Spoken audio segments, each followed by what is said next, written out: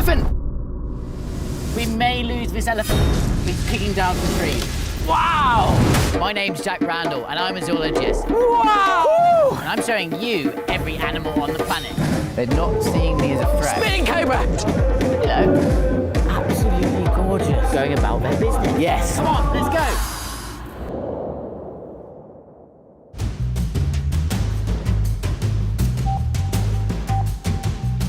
Look right here. Huge footprints. This is the largest terrestrial animal on the planet, the elephant. But not just any elephant. This is the desert elephant. It's the only population of desert elephants in the entire world. So we're on the track of them. We're not going to leave these footprints until we find them. For a couple weeks of the year, flash floods pour down this riverbed, enough to sustain life in a particularly barren and hostile environment. It almost feels like Mars out here. Right, the tracks are going this way. Ha! Here we go. Elephant dung. Come on, have a look at this.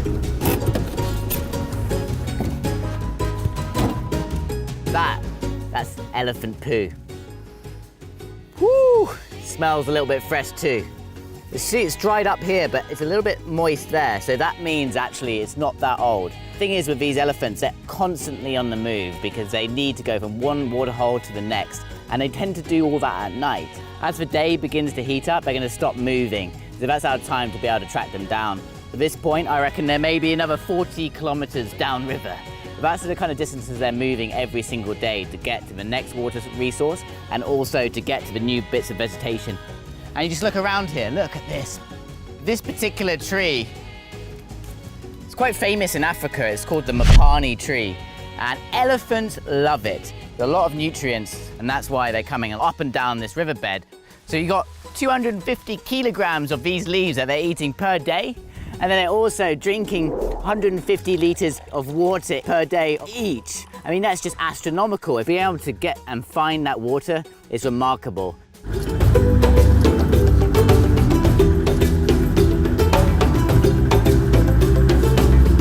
Oh, wow. Look at that, that's amazing. That is just beautiful. Oh, incredible. We're in a complete desert. There's such little rain, but obviously there's areas where this water does lie and sit, and these are the areas that the elephants need to be able to survive out here. Whew. I'm not sure what time we're going to be able to track down these elephants, but we're on them, and so we're not going to leave until we find them. Could be this afternoon, could be tonight, could be tomorrow morning, but we'll see these elephants.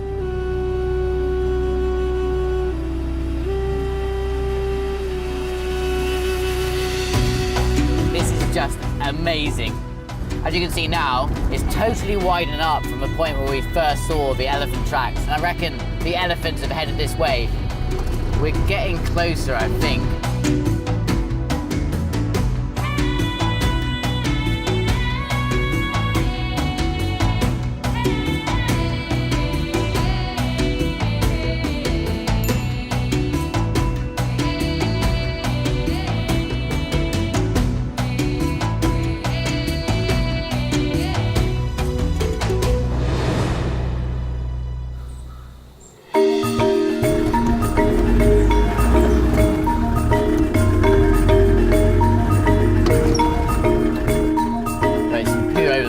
And check that out, see how fresh it is.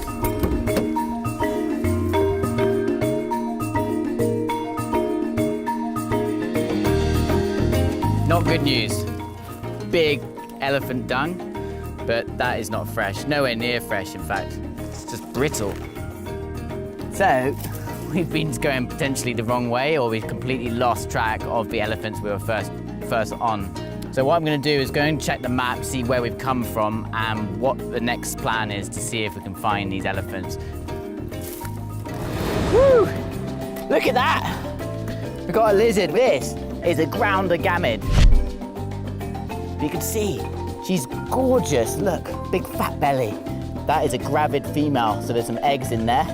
We'll be soon digging a little hole and then putting those eggs in there and hoping that they'll be able to hatch without a predator coming along. And there'll be maybe 6 to 10 little babies that will come out of those eggs.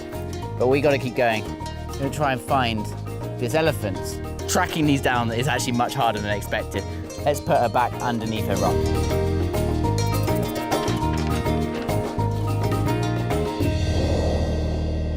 We've now tracked along this riverbed for maybe 150 kilometers and still not caught up with the elephants. So the plan now is to head out to the community areas to get some local intel.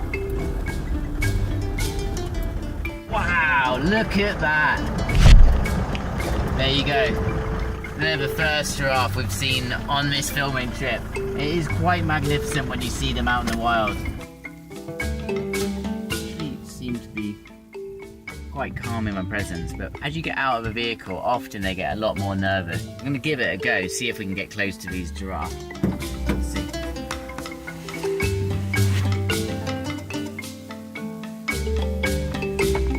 Wow. Oh, that's gorgeous. Look at that. It's going in age groups, so we've got a family here, and they're actually going in height order. So we've got at the tallest end, about 5.5 meters. And then we've got the little baby, the little calves, right at the back. At that age, they're actually vulnerable to predators. So you might have lions that would actually be feeding on giraffe of that size. But the big ones, it's unlikely many predators will actually try and take them on. And so it's quite good that they're being led by this group, including that dominant male at the front. But you can kind of see how they are also like the other animals out here. They're adapted for living in these really dry areas, this desert environment. There's just such a diversity of mammals here in southern Africa. And it's the giraffe that is the tallest animal on the planet. And the elephant that lives out here and roams in exactly the same habitat is easily the largest, the biggest bodied animal on the planet. It's exceptional. All right, mate. See you, fellas. Have a good one. Woo! Giraffes.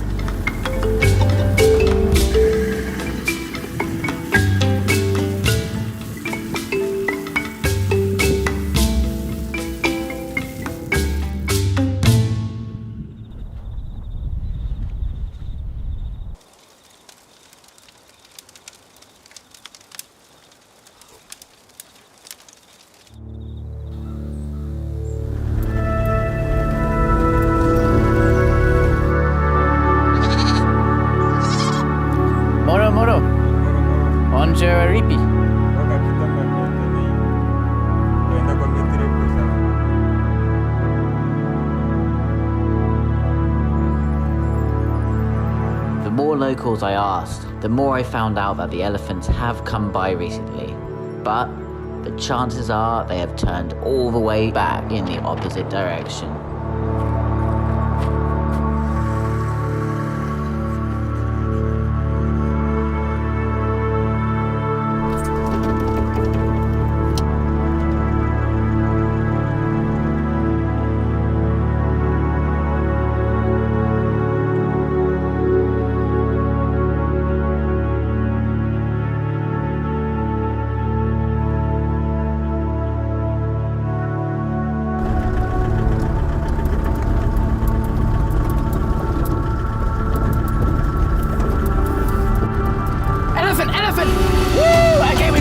Elephant, just coming across here. It's a single bull elephant. Wow! Yes. So, okay, so now what I'm doing now, the elephant's moving really quickly through this bush. So I'm trying to get into a position where we can get closer, which is tough because this rocky terrain is really, really hard on the truck. We're going proper off track now. There he is. Woo! Okay, hang on.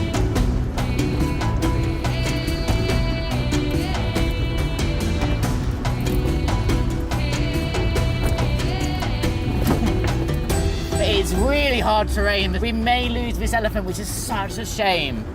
But wow, okay, so he's just kicking down some trees. We have to be careful. Look, he's throwing stuff. We really have to be careful at this point. Because we've got a male who's being a bit cheeky. We don't want to get any closer, guys.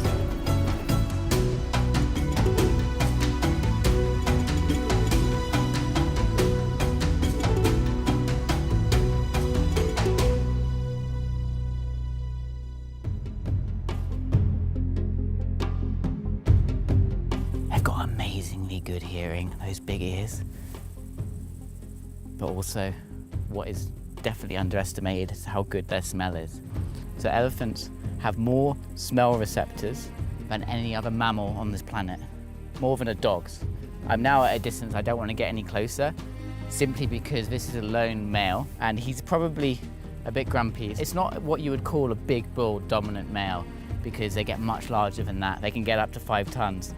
That's probably 2.5 ton male. But at that size, they're trying to show, it's kind of a bit boisterous, trying to show, look at me.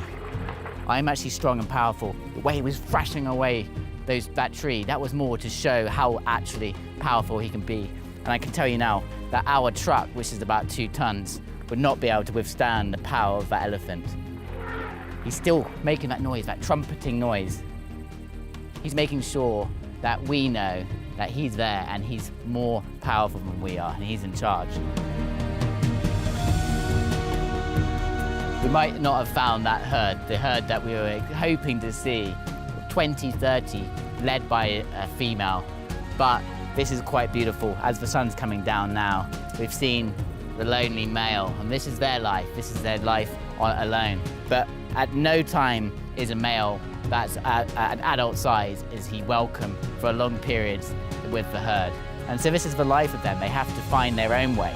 So it's quite remarkable that this one is managing to do all of what the desert elephants have to do, but alone. As he grows and gets bigger and stronger, he may be able to take on a matriarchal herd and be able to mate with that female.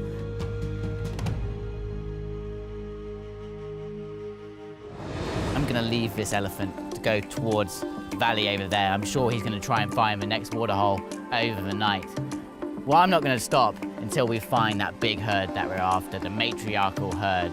So let's keep going. We're on the track. At least there's some optimism that we've managed to find our first elephant on this desert elephant expedition. Yes.